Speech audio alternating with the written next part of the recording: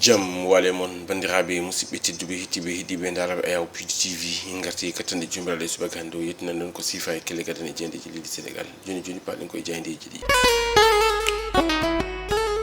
ñalawma o ko aljuma ina hewri e jeegom lewru jeetaɓiru hitanɗo junnaji ɗiɗi e nogas e jeegom ko sifa e kelle gadan e jayndeji leydi Sénégal ɗiɗon puɗɗoro e jaynde quotidien le quotidien kam musidmen jayde goɓɓe ɓe garti ko witi e haali Ousmane Sonko hoore suudu sarɗiji leydi Sénégal ɓe ko toon to assemblée nationale kanko Sonko waɗi généré on ɗon agenda makko holno waɗiri gardi natal muɗum ɓe garti ɗon e on ɗon section extraordinaire mo ganduɗa kay ina waɗa convoqué ñalawma altine oɗo paaɗo toon to suudu sarɗiji leydi Sénégal ɓe gartini kadi on ɗon loi de finance rectificatif mo ganduɗa kay illi oɗo saaha joni koko yejjita niyete ɓe mbi hay sinni woni e jalelle ene dokki adumade e leydi ndi ɓe garti e ceerno Alassane Sall mo ganduɗa kañumen arti ko yuti alhaali nden ɗon ɗaɓɓade nde wonno ɗum kala ko kolliti kay ɓe ganduɗa kañum goni majorité parlementaire o kañum kay ene wondi koko ɗuɗni nden ɗon ɗaɓɓade makko holno waɗiri gardi natal muɗum jande arti e Macky Sall gonɗo ɗo to hoorejo leydi Sénégal gonɗo e ɗaɓɓade ngam yidde ɗum wonde secrétaire général toon to Nations Unies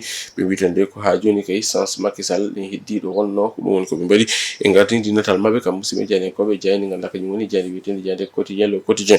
jayde Sud Quotidien article on ɗon fond politique kañum kay wondude e ko yuti alhaali code du travail kam e commission d' enquête au menu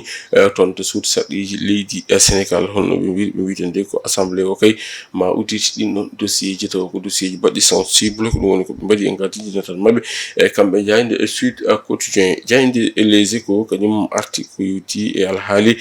police kam mbi ko caggal nde ɓe dandi yimɓe beete ko noon kadi ɓe cafri ɗumen ko noon kadi ɓe ndeni ɗumen nden ka watka fayida ko ɗum woni ko waɗi e gardidi natal muɗum kam musidɓen e jaydeyankoɓe ganduɗa kay kamɓe goni e jayde wiyetede jayde les Échos kamɓe noon ɓe garti tan koye on ɗon bilan mo ganduɗa kay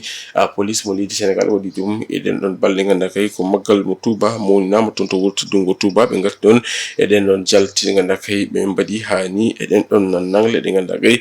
police waɗi ɗum toon to wuuro teddungo ɗum kala ina tawe e hello tati e nder nden ɗon jayde ganduɗa kay kañum woni jayde wiyetede les Échos ƴeewoyen jayde ganduɗa kay kañum woni jayde wiyetede jayde L'As Quotidien kamɓe noon ɓe garti koye hoorejo leydi ndi Bassirou Diomaye Diakhar Faye ɗo ɓe mbi e Diomaye oɗo kay saaha joni woni koye ɗaɓɓade tigui rigui jaggue ɓe ganduɗa kay ko dawrugol ngam wawde ɓeydade sembitinde kam e saɓɓitade e tekkitinde e landa muɗum ko ɗum woni koɓe mbaɗi e gardidi e natal mabɓe gartini kadi e on ɗon enquête mo ganduɗa kay kañum woni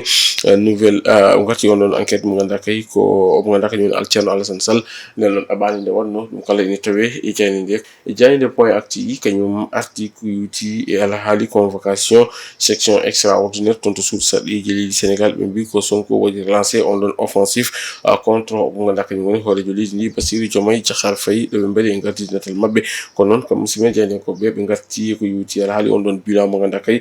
police waɗi ɗum e tumuna mo ganduɗa kay wonno ko e maggal mo Touba toon to wuuro teddungo ngo Touba ɗum kala ina tawe e jayde nde ete ƴeewoyen jayde li quotidien e kamɓe noon ɓe duttini koye Macky Sall gonno ɗo ete hoorejo leydi Sénégal ɗo mbi toon to poste secrétaire général mo Nations Unies e wonitande sans Macky Sall ha joni de nene heddi ɗo wonno ɗo ɓe mbaɗi e gardidi natal mabɓe kam musidɓe jaydekoɓe ko noon ɓe garti e konnguli mo ganduɗa kañum woni ceerno Alassane Sall mo ganduɗa kay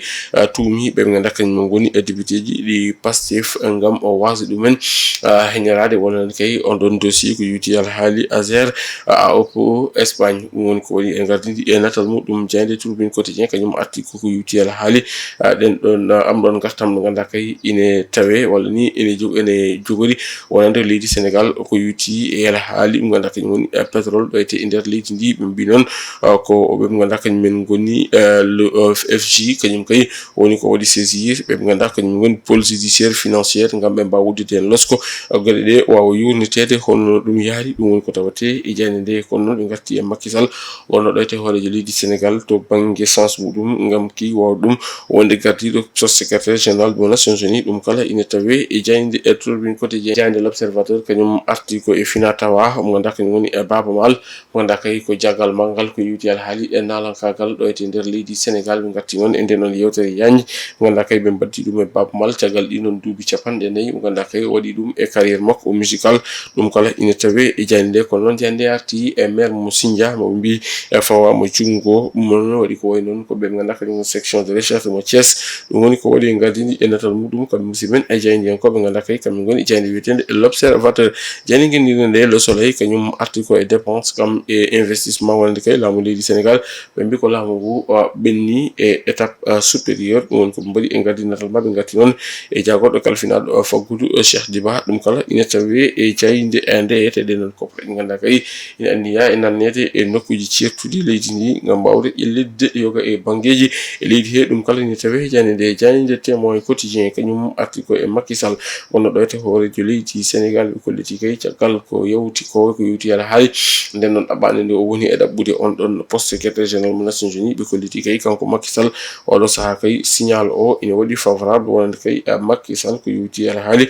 yiddemo ardade on ɗon poste secrétaire général mo Nations Unies. musidɓe jeydiyankoɓe ɓe garti e Doura Baldé ko yewti yala haali on ɗon contrat mo ganduɗa kay wiyama waɗanama ɗum ɓen ɗon wiyeteɓe feeñal digital ko ina abbo noon e million ngaji 5 million taw koppareji meɗen franc CFA ɗum kala ina tawe e jayde nde ɓe gartini kadi e on ɗon assemblée nationale mo ganduɗa kay waɗi convoqué e oɗo altine paalo ɗum kala ina tawe e jayde nde. bandiraɓe musidɓe tedduɓe hettiɓe heeɗiɓe daraba e Hakkunde TV kasi haalaɓe ceerkol mon komin kerno rubinanade ko sifa e kele gadan yoga e jaydeji leydi Sénégal adi meɗen e ruɓiɗo jaydeji wonata ko altine soko weeli gueno ɗo e nden min mbiyon jokke ɗoftade kam e rewnade programme uji ɗi Pindi TV woto jigguide wadde abonné commenté kam e partagé Allah jarama on jarama.